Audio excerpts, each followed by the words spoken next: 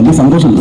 ഞാൻ പഠിച്ച ഒരു സ്കൂളിൽ ഒരു കലോത്സവം ഉദ്ഘാടനം ചെയ്യാൻ ഒരു അവസരം കിട്ടിയതിൽ നിറഞ്ഞ സന്തോഷത്തോടെ നിങ്ങളുടെ എല്ലാം അനുവാദത്തോടു കൂടിയിട്ട് ഈ കലോത്സവം ഉദ്ഘാടനം ചെയ്തതായിട്ട് നിങ്ങൾ അറിയിക്കുന്നു. നന്ദി, നമസ്കാരം.